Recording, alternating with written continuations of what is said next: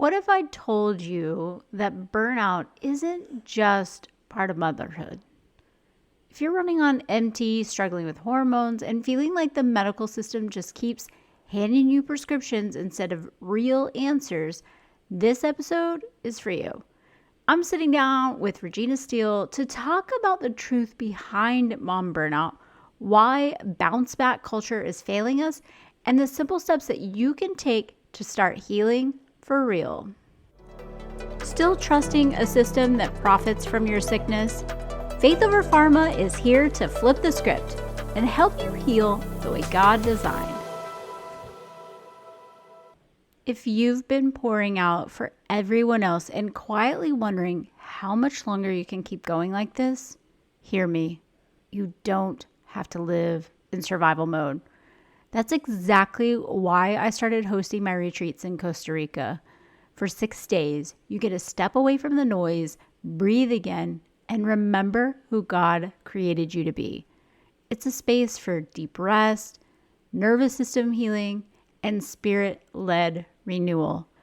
No pressure, no bounce back culture, just restoration, connection, and a fresh vision for your health and your life.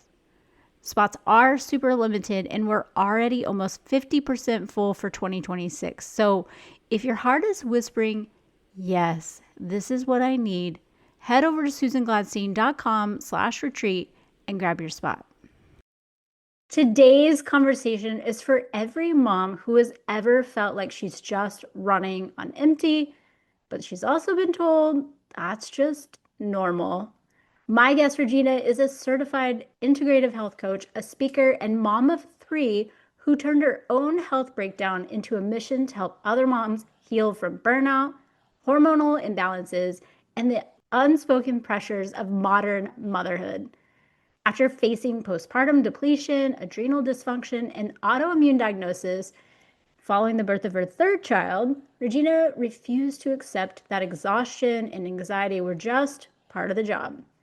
When the medical system offered prescriptions instead of real solutions, she dug into root cause healing, nutritional therapy, and nervous system support, and she rebuilt her health from the inside out. Now, through her coaching and her new book, which I'm excited to talk more about, she's helping moms move from burnout and survival mode into real healing and community, and I love that. I'm so excited to dive in because your story truly does begin with your own health breakdown. So, can you share more about that season, what it looked like for you, and what finally pushed you to say enough is enough? Oh yeah. Yeah, I it's so funny because when I started going through integrative coaching and taking all these online classes, I actually didn't go through the classes to become a coach. That's totally not what I did it for. I honestly got at wit's end when I signed up for my first class because there were prescriptions being handed to me all the time and I would always throw them away. And the reason being is because growing up in my house, my mom, I was the youngest of 6. I was born in the 80s. And at that time, the mental institutions were not very well equipped with proper research and proper treatments. So when my mom, which I believe was suffering from postpartum depression, was thrown into the whole arena of mental hospitals, they misdiagnosed her as bipolar, schizophrenia, and manic depressive disorder. And she went through the ringer of any kind of treatment you can think of. I don't remember because I was so little, but she had gone to mental hospitals. And, even as we grow older, I witnessed really bad breakdowns in her because of how bad she was failed by our medical system. And even just when was that? 12 years ago, my brother had committed suicide because he was not offered the proper assistance he needed as well. She spiraled out of control. And for the first time, I witnessed what it was like to go visit a loved one in a mental hospital. And that was terrifying for me. But that image, and I just talked about this the other day, I did a live that I did on Facebook, but the image at first was scary. But then for me, it was a proud moment because my mom finally put herself first And she was just unraveling all of this junk that she wasn't. And she was pushing herself to become something that's going to be around for her kids, something that's going to be around for her grandbabies and her great grandbabies eventually, you know? So, but it was very scary to walk in and see a catatonic person that you do not know who that person is. She didn't even, I don't even think she knew I was there when I went to go visit her. It's just, and a lot of people have witnessed that. And it's heartbreaking when you witness that. So for me, that image has always burned in my mind. And I guess that's what makes me so fearful of even taking a prescription. And that's not to say I don't believe that prescriptions can help. I do believe in some instances, not the overprescribed America we live in right now, but only in very few instances is it necessary.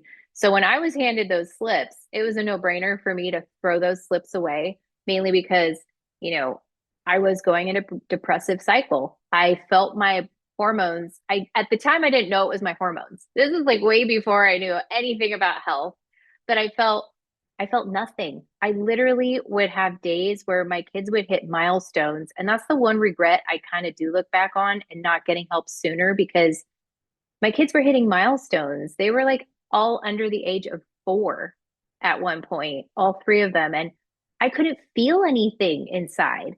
And I know that's hard for a lot of moms to admit, but so many moms have told me like they feel the same way, like, but they didn't know how to voice it because they didn't know, like, what is this? It's like there's a void inside your body where you can't emotionally attach what you're trying to show on the outside. Those were the massive spirals I was always going through every day. I was exhausted, like past the point of like mom tired because you're not getting enough sleep with newborns. But it was like I would go through like 3 pots of coffee a day. I'm like, this is not normal. And I'm still exhausted. My hair was falling out. I was having insane heart palpitations. And, you know, the biggest thing that kind of really freaked me out was the fact that I dropped weight so quickly. And even though everyone's sitting there going, oh, you look so great, you know, after you have your baby and you're like, you have that proud moment for a second, in your head, you're freaking out because you're like, I don't think it's normal that I'm losing weight this quickly. And, you know, after all that, a doctor just handing you a slip to go get a happy pill. I can't even remember what the prescription is nowadays because it's like they shift it all the time. Because one thing I talk about in my book is like how they redo the patents because the patents run out.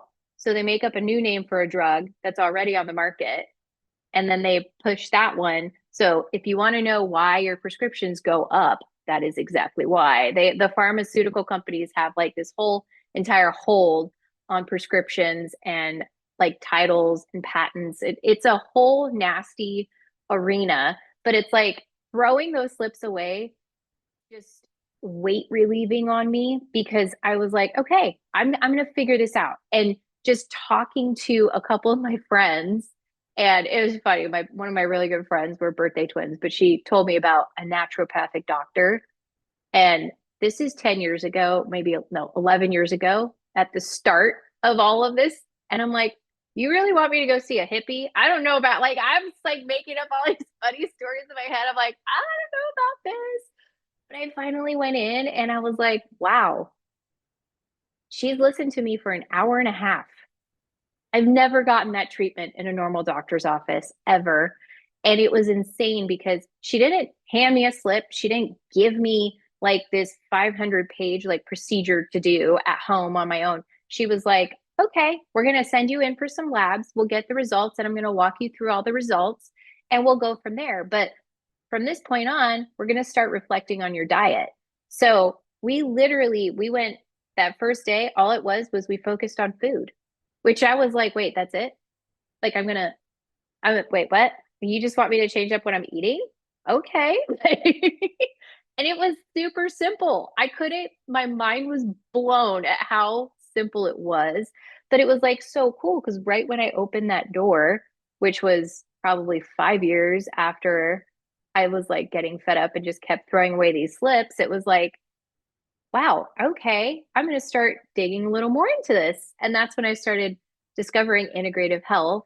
And it was still not popular at that time. So, in order to find all these classes and all these resources, holy cow, I had to dig into so many rabbit holes. And husband was like are you okay? Like, I'm just like researching all these things, and I'm like the nerd, like health person in the house going off on all these things. And he's like, what are you talking about? I don't even know what you're talking about. But of course, the minute Joe Rogan starts talking about it, everybody believes it, right? So I'm like, I'm just going to keep going with this. So I signed up for one class. I ended up with like 6 different certifications because I couldn't stop joining all of these classes and courses and getting like detox and gut health. And I even took a functional medicine practitioner class just for fun because it was all based on gluten and how gluten affects your body.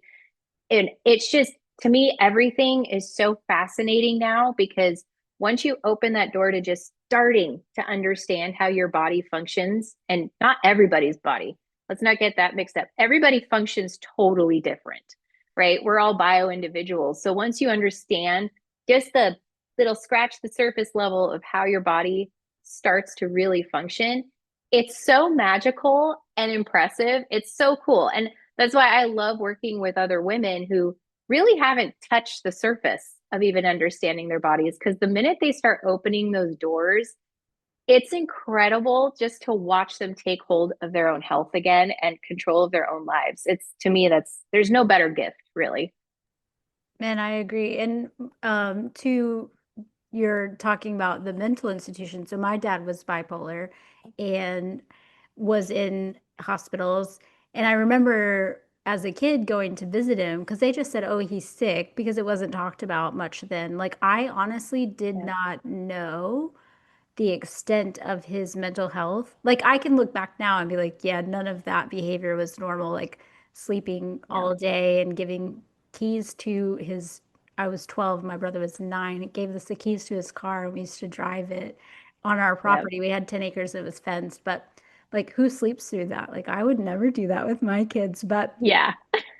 I couldn't understand why, if he was sick, he was allowed to go to the zoo with us for the day. So it was just like it t totally was a different time. But as you're talking, like I never have thought like, oh, if somebody would have looked at his diet or this or that, because his thing was always, he would be on meds and he would be good, but then he would feel good and not want to take the meds, and it would just start this spiral. But he never had the good foundations or the assistance. So that really like takes it to my heart. And obviously, like he committed suicide when I was 14. So that was a whole other thing, which is just really unfortunate. Sometimes I wonder how he would have lived in today's world just by his Right. personality. But um, yes, I too, like when I started diving into the natural thing and just understanding how much of our bodies we don't know. And I personally believe it's by design. The whole diet culture is like basically to put you, you think you can outwill yourself to overcome cravings because we've just been told just reduce your calories and exercise like a crazy person and you'll lose weight. Oh, And yeah. it's like your body will just eventually, yes, it will adapt because it's an incredible machine and does amazing things, that it was the way it was created. But you can't run like that forever. And you think you're No. just going to be able to outwill that. Like, oh, I'm just not going to, like, I'll turn down the cookies. And then when you don't, it starts this whole cycle. So when you actually understand how foundationally your body works and you start working with your body, you don't have to fight against it anymore and you just feel good. And for me, that was just like an epiphany in how, I went from being the yelling mom at my kids Mhm. who they just got whatever was left over at the end of the day, which is really unfair. And I kind of had hit that point where I was like, there's got to be more to life than this, you know? Yeah. Like I just was sick and tired of feeling sick and tired all the time. Hmm. And I know that you feel like the modern medical system has in many ways failed moms. What are some of the biggest red flags that women should watch out for when it comes to their own care? Yeah. So if you have a doctor that is very strict on following just their one method, that right there is a red flag. So if you have a doctor that's not necessarily taking all of your symptoms that you're discussing with them, first of all, you should discuss your symptoms with your doctor. But if their immediate reaction is to just hand you a prescription slip, that's a problem. I mean, if they're not sitting there and talking to you about your like lifestyle choices, then that is right there a big red flag to you. I mean, I will say from my own personal experience, like I love my kid's pediatrician because those are the first questions that come out of his mouth. Are you eating all your vegetables and fruit? And he's directing it to the kids. He's like, are you eating all your vegetables and fruit? Are you exercising? Are you moving your body? How's the sleep going? Are you sleeping enough? Like, that's what a doctor should be asking you first and foremost.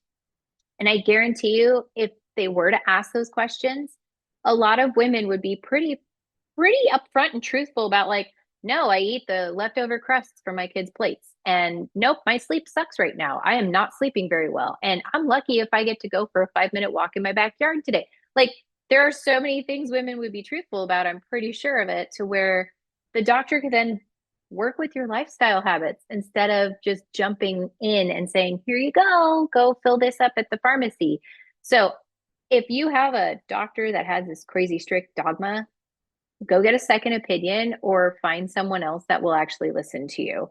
Like, that is my number one thing. And another red flag, which is kind of funny because it's been something that's a hot topic lately with especially my household, but also I've noticed it out in our own communities, is like social media. I know there's a lot of moms. I mean, I'm one of them who suffers with compare and despair. Like, we had that problem before social media came around. So here's a red flag for any mom listening to me.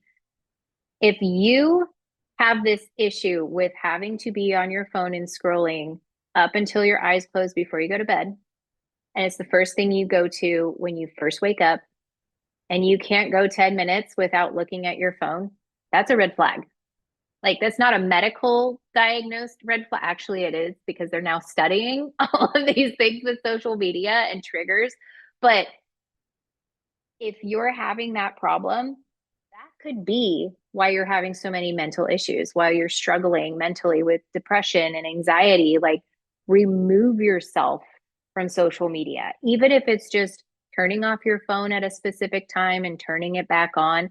I literally just enforced this with my kids this past week. Like, no one sleeps in the same room with your phone. It has to be outside of your room at a specific time. You can't touch it until a specific time in the morning. And it's like, put regulations on your phone.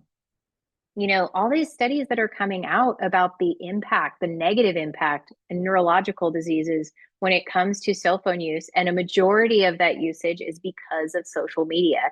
That to me there's no bigger red flag for being a woman, because I can't remember the exact statistics, but it is like, if you're a woman and you get to 60 years of age, your risk factor for getting diagnosed with a neurological disease is something over 57%. So it's truly scary for women, because when you think about women, like, we already go through 28 to 32 days of hormone fluctuations. If you're scrolling nonstop, that means your hormones are being triggered nonstop all day long when you're already on this roller coaster of hormones for your entire month cycle. So I would definitely say those would be the two red flags of like, if your doctor is too strict on one dogma, and social media triggers, because those two, for some reason, have been such a hot topic with my clients and people I've talked to, and even in my own household. Like, those are the two biggest hot ones right now. I'm really glad that you brought up the social media because so when I retired from the military and I'm gonna come home and homeschool, and initially I felt like, oh, I've got to be on social media because that's how I'm gonna get clients. Like, it's a whole new world being a business owner and really diving into that full time when I've worked since I was 16 for someone else. And so, but I was really having a hard time, like, trying to like, well, how do I put my life on social media and homeschool and do whatever? And I took like a month sort of like fast where I hid the icons on my phone so I couldn't even see the notifications. And I could not believe how instinctively constantly, I was reaching for my phone to check them. And I'm probably at the point where I Yeah. need to like go back and refast again. This was just a year ago, and I'm like, I need to do this again because it definitely affects you, whether you realize it or not. And even if you do decide, like I did, to go cold turkey and cut it out, like I was surprised at how just how much like I just was like instinctively wanting to go to it. And it's like Oh yeah. it, It's it can, crazy. it is. And it's like I have a group program. We're starting up a new one September 22nd. And it's so funny because I actually do that towards the end of the year around the holidays, which it's surprising because so many moms want to jump in on the challenge because it's the craziest time of year for moms. We all know that. Yeah, So for moms, so many moms to jump in and say, I want to do this detox with you because I mean, it's nicer when you have that support of a group to be like, okay, guys, you just tell me what to do. Like, I'm going to lose my mind if I don't so it's so funny because it's right around the holidays. Like we remove it and so many women are like, I enjoy the holidays more with my kids now. Like I'm removed from the outside pressures of like, oh, well, like Martha Stewart's house is perfect for the holidays. Like you don't have those crazy pressures and you're just enjoying your kids and the holidays and the seasons way more because you're less distracted. for sure. A few years ago when I was kind of going through this, well, maybe it was when I was pregnant with my 4-year-old. So her birthday is right before Christmas and we moved into a new house, but I kind of just came to the point where I was like, if decorating does not bring me joy, I'm not going to do it. And Mhm. like this year, I was pregnant over Christmas, and the thought of having to rearrange my messy garage to pull out decorations did not bring me joy. So I didn't decorate. But also to that point, my husband and I met, my kids were 2 and 5, but when we got married, they were like 8. And the first year we went all out for Christmas gifts. And then the second year, I started thinking about when I was a kid and what I could remember as far as gifts that I had received. And one thing stuck out in my mind. My grandparents had put together this whole like elaborate scavenger hunt all over town. And when we came home, we had new sheets on our bed. She did not have a lot of money, but we had new sheets and curtains, which, as a 10-year-old, that's a Oh, very exciting gift in itself. But the magic that went into the scavenger hunt going around town, like I can still remember it was rainy. I can still remember the rain on the windows, and my grandparents had a Lincoln Town Car, so I felt like I was in a limousine going around town in the streets. oh, Nobody was out, and we went around everywhere looking for these clues.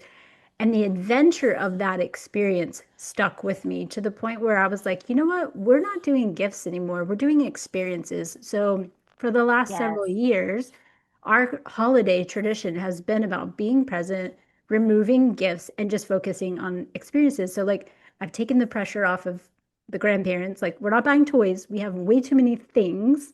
It also yes, started because my kids couldn't think of what they wanted for Christmas. And I was like, if you can't right. pick one thing that you want, like, you have too many things. Yes, But for my older kids, it's been one of the greatest, like their best memories have come from the experiences that we do, whether it's a trip or go to the zoo or whatever. And so that's kind of now translated into the younger kids. So this year, the Christmas was we rented a cabin up in Flagstaff and all the family got together and we went and oh, like going down the snow hills and just hung out, watched Christmas movies, ate popcorn, like stuff that I used to do as a kid. And like they all loved it. And that was the experience over the expense, really. yeah, And just really focusing on being together and what they enjoyed. But I'll tell you, it's taken a lot of stress out of the holidays of figuring out what to yep, buy people, especially my husband who has like everything. And yep. Hmm. so I I feel really you. do appreciate that to that point. Like, yes, allowing yourself to say, I don't need the pressures of what everybody else is doing. And to say, like, you know what, if it doesn't bring me joy, I'm not going to do it was such a profound thing for me because I was always like a people pleaser. Like, I've got to do this. I'm going to ruin my kids if I don't do Elf on the Shelf. Like, Yeah, no.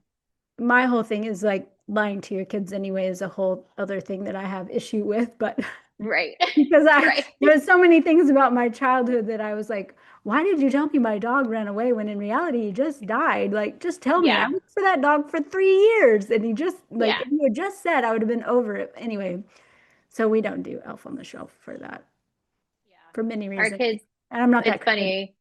I'm like, I grew up in a Christmas house, but it is funny because I am Mrs. Christmas. Like people make fun of me because I put our tree up in September. And I've tried to ignite it as my kids have gotten older. I'm like, it's not the material stuff. It's the spirit and the energy of the holiday. That's what it's all about. It's about being with other people, being in community, doing things, having experiences.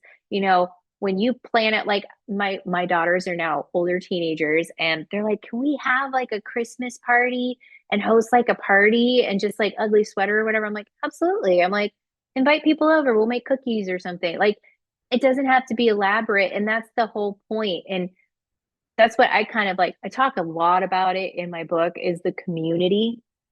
Like you have to learn how to build a community, and it's hard for so many moms. I've realized that as I have gotten so many clients over the years is how hard it is for moms to feel the ability to reach out to a community.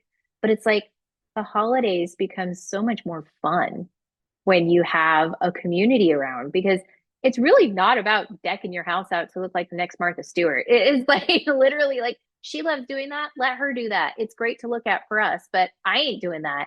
So it's like it's really about get together with some other moms around the holidays because you know you're stressed out because it's the holidays. And it's sometimes it's not even about buying gifts. It's about all the events that are going on at the school, at this like wherever it is that your kids are involved in, there's always 50,000 things. So take a night, go out with your mom friends, like, you know, enjoy a glass of wine or just go to a nice dinner or whatever you guys want to do. Go ice skating. I do some of the funniest things. I act like a teenage girl with my friends because I'm like, what will we do if we were teenagers? And like, we would go out and do that kind of stuff. But it really is about building that community. And it's so hard because I feel with social media, it has raised the bar so high that it is impossible for any mom to achieve what social media portrays as the perfect mother, quote unquote, myth, which doesn't exist, by the way.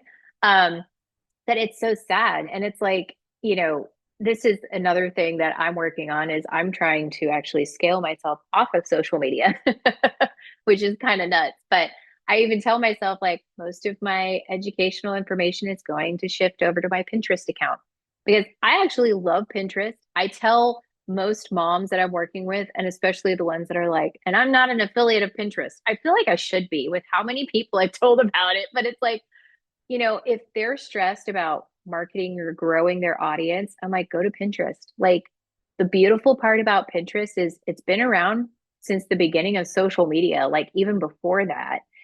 You can still search up stuff that you saved 10 years ago and it'll show up. And you can't do that with social media. It goes away within 5 seconds. You have to stay up with these algorithms. It's an impossible task for, especially if you're a busy mom. Good luck figuring out that algorithm. So it's like, you know, Pinterest is awesome, but it's also a great space for you to make a community with other moms. Like I've met a lot of people through Pinterest that I collaborate with now. And it's so cool because you find like-minded people. It is a digital community, so no, it's not the same as face-to-face community, but it's a great one because you know they're real. They're not possibly weird AIs that were trolls and created their whole like identity on social media. But it is, it's like create boundaries. And this is like one thing that I've just talked to Rick about a lot because we grew up in a generation with no phones. I'm pretty sure my generation was the last generation with no smartphones all through teenage years. And it's like when we were handed cell phones, we didn't know what they were. They were like these brand new, amazing, magical things that gave us access to everything in the world in the palm of our hand. So there was no boundary setting with those things. So, of course, now we have kids who are getting these technological devices like at super young ages. And since we didn't set boundaries, we don't know how to tell our kids to set boundaries. So it's a vicious cycle of us trying to establish, okay, what is that boundary? And then how do I educate my kids? Because my kids have grown up seeing me on my cell phone their entire childhood, right? So it's like, it's so hard and difficult, but I feel like if you learn, and it is a family discussion, that is another thing that I always power through with my communities is start building the community in your own home first. Like you have to establish boundaries. You have to make agreements with your family because that's where the foundational work starts. And then you can pour that out into other communities. So it's like once you kind of know the logistics of, okay, this is how we build a community, starting with my own family, then you can pour it out into the rest. Because I will say there are some times like I've done it to myself where you will put your time and invest energy into certain communities. Those communities will take advantage of you and they will just burn you out. So that's why it's important to learn your own boundaries, especially in a small unit like your family, because your kids are the best at testing you. So, That is so true. And I will say for me, like Pinterest for you is what podcasting has become for me is like the way that I build yep. communities. I don't have to be on social media constantly. That's been hugely freeing. And I've met the most amazing people through podcasting. And I never really even listened to podcasts before I started. Yeah. Right. It's been way more fun than I ever imagined. But it's true, you think about in 2020 how I mean, I think that we all sort of realize that we're not really created to do life alone. And for me, Yeah. having kids that are 19 and 22, and then starting all over in my 40s with a 4-year-old and 4-month-old, all of my friends my age are having grandbabies. I mean, I guess in that sense, we can hang out with, my kids and my grand, but that's also Right. too, where it's like people see us at the park and they're like, is this your they're not exactly sure, especially if I have my older kids with me, if it's their kids or my grandkids or whatever. But it's a weird dynamic having older Mhm. kids and younger kids and finding the community. So it's kind of like, in that sense, I had to create my own. And I realized there are a lot more of us out there. They Yeah. say like 40s is wild. Like some of you are like having grandkids, some of you are, changing your own kids' diapers. It's a, weird thing. But yeah, it's so important to find a place to, have that community and to be able to be open and real and honest about the struggles because, yeah, I think, I don't know, we're in the same generation, but it was kind of like, yeah, you just had to figure things out. And I mean, even talking about the cell phone, like I didn't get a phone until I was, I guess, 16 or 17. But back then it was Uh-huh. like 10 cents a minute. So of course you weren't calling Yeah. anybody. Like, No. And it was like that block thing that like, yeah. It was only for emergencies. yep. My daughter who's 19, she constantly says, "I wish I would have grown up in the 90s with you. Like that would have been the best because she's a very old soul." And it's funny, she grew up with the phone and she's constantly saying, "Do not give your kids a phone." So she's like getting on to the younger ones of like her own what she's learned and whatever that's which is so funny to me to watch. Like, oh, Yeah. I see, It they're coming around. And it is interesting because like it was funny, my 14-year-old right now, she actually made that comment to me because she's obsessed with Stranger Things, which is based in the 80s. And she's just like, I wish I could go back and be a kid in the 80s. She's like, it just seems more fun. And I'm like, it's because it was. Like your heart almost breaks for these kids because they're exposed to so much. But then it's like if you put them up to a challenge, be like, all right, live a year without your cell phone. You'll experience what the 80s was like. And they're like, no, I can't. Like, but you really can. Like, Yeah. Or that meme of like, what were you doing as a kid? And it's like talking into the fan. Like that was definitely me. That's how that I was me. entertained myself. Like now I'm like, I'm determined with my younger two to like, we're gonna drink from the water hose, we're riding our bikes, we're probably not gonna have shoes or shirts on most of the time, and it'll be just fine. Like Yep. everything's great. You've mentioned your book a few times, and I really want you to talk about that because I think that there's a lot of and we've mentioned some of them, the hidden pressures of just modern motherhood. But why do you Yeah. think that so many moms feel like they have to do it all alone? Well, I think it's pretty much what we've talked about already, but it is an overexposure of just everything. Like there is so much overstimulation of like, you've got what we talk about, the Pinterest moms, and then you got the social media moms, and you have this whole package that's kind of like delivered on the stage to all the moms out there of this is what you're supposed to be like when you're a mom today. And it's constantly being shoved in your face. And that's why I love when I do the detoxes with my moms because it is funny. They almost go immediately, like within a week, they're like right back on where they feel so good.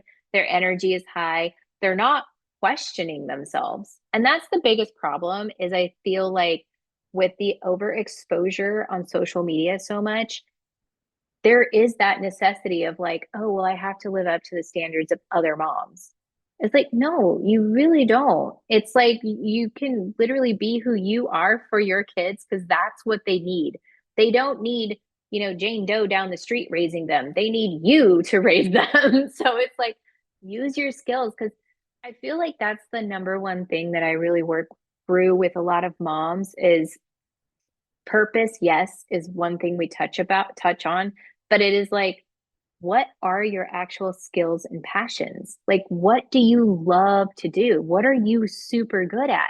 Because that is what you should pass down to your kids, not how to keep a very aesthetic social media page. Like, not like, don't I don't know how some moms do it to where they're constantly taking pictures of their kids and then posting them on social media. Like I'm like, well, were you in that moment with your kid or were you just taking pictures? Because and when I actually ask that question, I get a lot of tears that come out because it's like they're like, wow, I actually was not paying attention to that moment. Because it's like when you really think of the and of course, if it's a big event or something, fine, take your phone out, take some pictures and videos. That makes sense. But even at those big events, there's usually professional photographers taking pictures. So you can be there in the moment with your kid while they're graduating or, so it's like, I feel like there's such this heightened pressure because of how much we see. We're only viewing what other moms are doing and then it's like you have all these corrupt industries that are dumping this false just information and false education on women constantly. I mean, I had to figure out all this other stuff in order for me to talk to my kid's pediatrician on like the same level. A general mom would walk in there and wouldn't know what to talk about with the doctor. And even sometimes they would, I mean, my pediatrician actually said some moms get offended when he asks their kids if they eat the right food or exercise. And I'm just like, that's insane to me because we have to unlearn what our society, what our medical institutions, even the health and wellness industry and the beauty industries, everything that they have dumped on us for the last few decades is all false. It's a marketing scheme. We've been sucked into this marketing scheme. And why is that? Because women are natural nurturers. We're vulnerable. That's who we are. We want to take care of our loved ones. We want to give them the best, and that comes in products and packages and, even down to your cleaning solutions in your household. You want the best product. So naturally, mega industries can afford to package everything to look pretty, including social media. I mean, for I've been really observing Instagram and Facebook, and it's like these guys are pros because it's like they make everything look easy, they make everything look beautiful. And it's like if you use us, your life will be better. Not really, though, because we're going to own your brain and make you think exactly how we want you to think. So it's it's all of that wrapped up into it. And it's like that's why I talk about that so intensely in my book because you do have to unlearn everything that you've been taught. Even the like, I mean, I remember when my kids were little, I thought their doctor was God. I would take everything he said. Yes, okay, we need all of those vaccines. Okay, yes, we need those shots. Okay, every flu shot. Yeah, okay, got it. Now I'm like, that's optional, right? Like, we don't have to do that because I had to learn all of that. And it's like, you have to fight for yourself. You have to fight for your own kids. You have to become your own advocate, and you have to ignore all of the outside noise that's trying to basically make you something you're not. And that's, yeah, I had that same experience recently having my baby in the hospital and they wanted to whisk him off to the NICU because his blood sugar was 2 points lower than what the standard was. They gave me basically 20 minutes to try to feed a sleeping baby post C-section who were both all drugged up and tired. And we declined, and it was like a whole thing. Like we had to sign this thing. Like they could not believe that we just said no. And I was like, in the time that it would take you to wheel him over to the NICU and pump him full of glucose, I could feed him after I've actually eaten something because I haven't eaten in 24 hours. And the doctor is like, no, everything that you need is in your IV. And I'm like, uh, there's no protein in that IV. So, right. no thanks, but no thanks. So yeah, it was like a whole thing, like, how dare you question us? And you're gonna have to release. And I get it because there are a lot of people who, would sue for different, and some people do take advantage Right. of it. So I get that. But yeah, we definitely were like the talk of the people Oh, yeah. by not just following whatever their standard of protocols were because, well, I said, like, none of that makes sense. Like, give me the chance to feed him. Why would I give him formula or have donor milk or pump him with glucose when I literally have the capability and want to? Oh, yeah, we're a real breastfeeding friendly facility. Well, then give me longer than 5 minutes to feed him. Yeah. And that's the thing. Like, I don't think they don't have this impression that many moms are educated nowadays. I think they think we're all pushovers to where we're like, oh yeah, we totally like, no, actually, a lot of us are starting to research this. So we do know. So we're good. Thank you. Yeah, that was kind of how this podcast was sort of like birthed because I felt like there does need to be some good education and discussion so that people aren't feeling like wrong. I mean, even when I was pregnant, I had a vaccine reaction and went down a rabbit hole on ingredients and tried to do fortunately I was able to do a metals detox and be healed of that. But once I learned things, like I definitely was not going to do things the same way. But I lost sleep for 3 days leading up to my appointment where they told me I was going to have to get the Tdap, knowing there's Oh, 600 micrograms of aluminum in there. And I'd already had issues with the anthrax, which also has 600 micrograms. I was like, I'm oh, not getting it. And when I was pregnant with my older kids, I never had to have that discussion because it wasn't part of the schedule, even though Tdap says literally not to give to pregnant women, but it's still on the CDC schedule. But anyway, that's a whole other discussion. But uh-huh. for 3 days, I lost sleep. Like what, they're gonna, I don't know what I thought they were gonna do, arrest me or something. I mean, it was in the middle of COVID, so there was like a lot of things going on, just pressure wise medically. But I like to the point of having education and being able to have a community and somebody to say, the appointment came, they never even asked me. And here I lost sleep over for 3 days. And so the next appointment, they're like, oh, did you want to get the flu shot? And I was like, no, I'm good. And they were like, oh, okay. That was the end of the discussion. But I had lost so much Yep. sleep in anticipation of like, what are they going to say? What are they going to think? This is, Right. I'm killing my baby. It's like, but I Right. had done enough research to know what my decision was, but I also lacked the confidence in standing up to the system, as it were. Yeah. Well, and that's the scary part too, is throughout many, many years, they've had to, well, they haven't had to, but they do adjust the optimal range for different health conditions. So, like, even thyroid, I know a lot of women deal with thyroid issues. Like, I would say a majority of women deal with thyroid issues. And I didn't realize this until I was talking to my functional doctor about how much they alter the optimal ranges based off of the average. And most common people they don't understand, like, oh, it's based on the average. That doesn't mean that's a good optimal range. That just means that's the average of everyone that's had those tests done. That's where they're finding that range is quote unquote normal, but it doesn't mean that's a good range. Like, So a lot of people are not being diagnosed early enough with thyroid diseases to where they can easily reverse that diagnosis. And most of those diagnoses, they would be able to reverse it with just lifestyle changes. And but most of them don't, and they go forever. And then it gets to a point where they have to go on medication. And it's horrible and it sucks.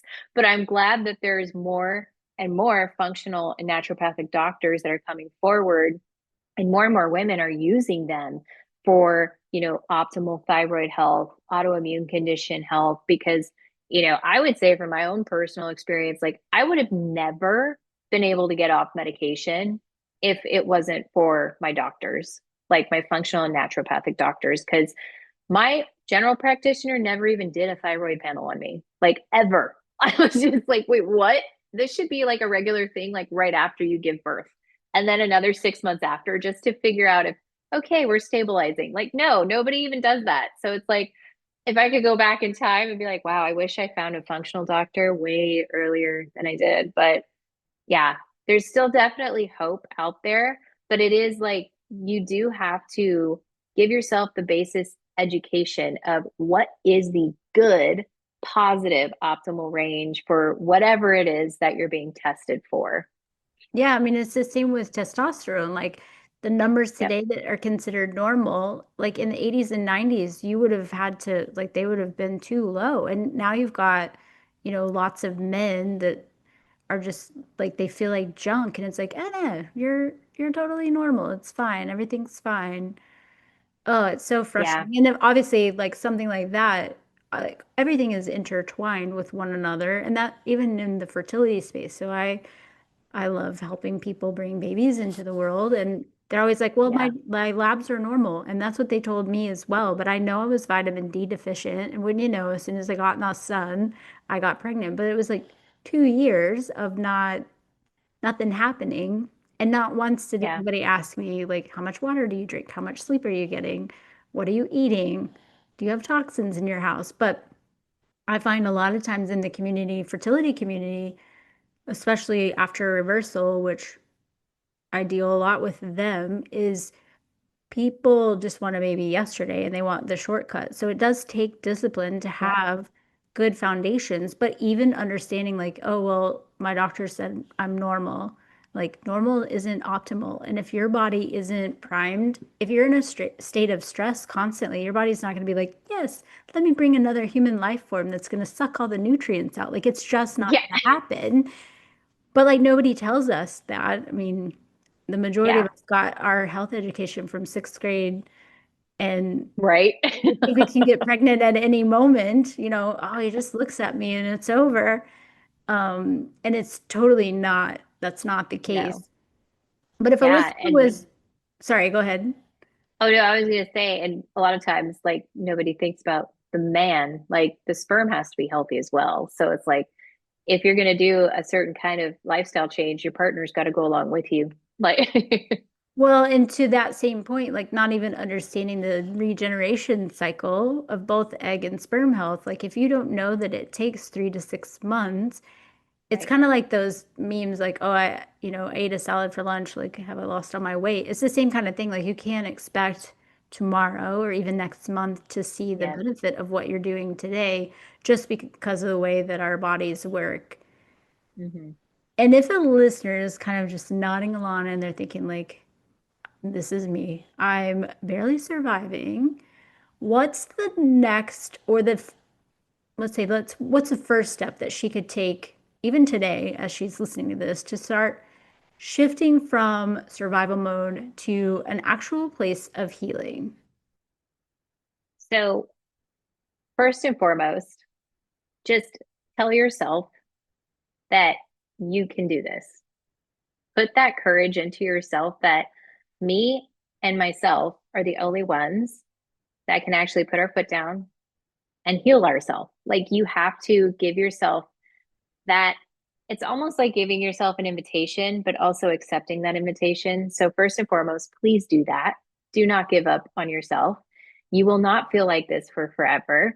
But also, you need to understand your body. And I know it's expensive, but investing in yourself will be the best gift you give yourself.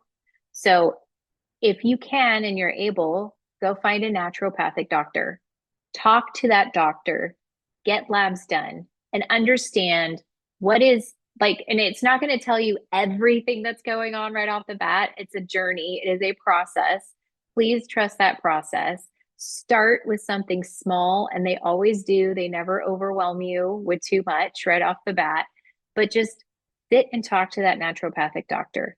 Now, if you are struggling to financially do that, what I would tell people is there are so many books out there that you can go and pick up. There's hormone health. Like I love, I mean, I have a whole library of health books. Um, but even my book is great. I actually have protocols in my book. Um, and I call them the 5 pillars. And I walk you through very basic things you can do on your own without any kind of implementation from a doctor that do not have any negative side effects. They're very simple things of lifestyle changes. There's plenty of books out there that I would recommend to anybody, but my book, I don't know if I could say the title on here, but it's Motherfucked, and it is coming out September 9th. So it was really hard for me to actually sell my book. I'm not a salesperson, but it is something that I wish I had when I had started, because it would have given me somewhere to start. And even if it's not my book, but if you pick up another book that just speaks to you, that says, okay, I can start here. This is simple. Even if it's just only on nutrition. Like nutrition is a big one, but I would always tell women to start with stress management, because we are probably the most stressed out demographic. Is we are always stressed out, whether it be triggers through nutrition, triggers through just chaos that's surrounding us. Start on one protocol. Do not try to do every single pillar in your life at once. It will burn you out, just like everything is burning you out right now. Start with one that you would actually look forward to working on. It doesn't always have to be nutrition. It could be stress. It could be exercise if you really want to try a new workout.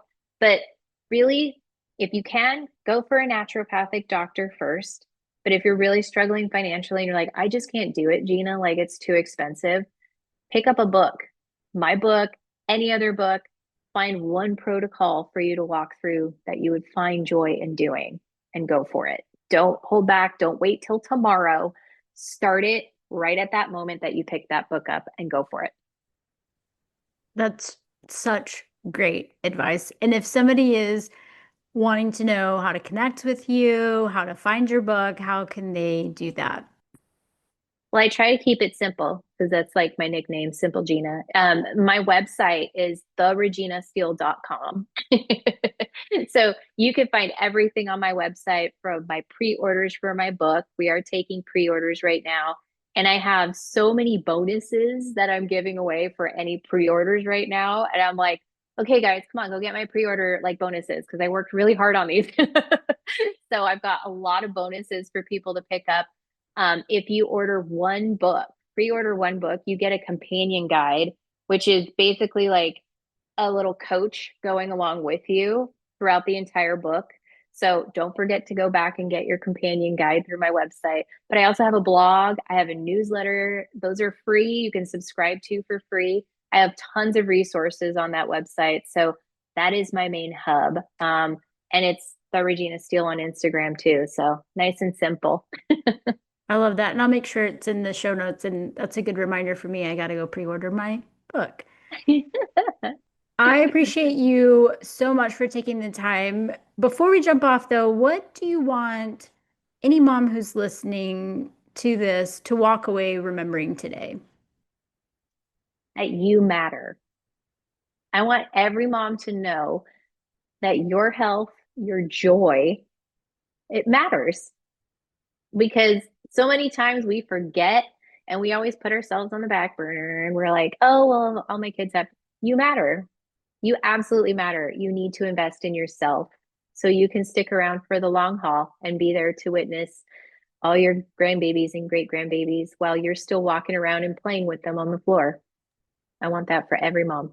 I love that. And I have that same like wish and hope as well, that I realized that it wasn't being selfish and taking care of me, but it enabled me to be the best for the people that I love most when I did that. And to even see the fruits of that labor and how different my younger kids growing up is, like the version of me that they get compared to the one my older kids get. As I feel a little bit bad, because Yeah.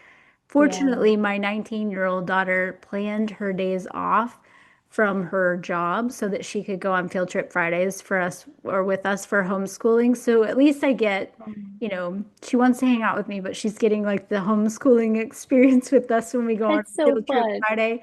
But like I feel a little bit bad of how much I missed out on because I did not prioritize myself like I should have when I was little, which is like my whole like message and mission and why I find like even why I host retreats in Costa Rica every year. Like it's a hard Yeah. sell. Like come to Costa Rica and spend all this money on Yeah. yourself, and not feel guilty about it. But something magical happens the moment you decide that you're worth it. And I appreciate that message.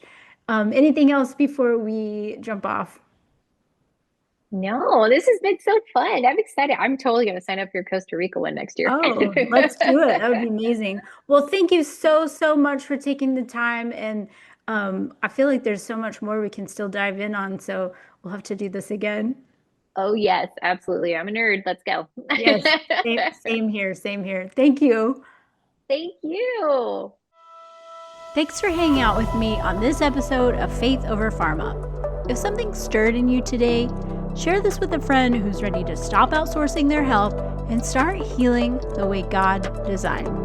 And if you're ready to stop chasing symptoms and start healing at the root, head over to faithoverpharma.org to grab tools, join the movement, or book a free call. Until next time, keep questioning the narrative, protecting your peace, and walking in the truth that your body was made to heal.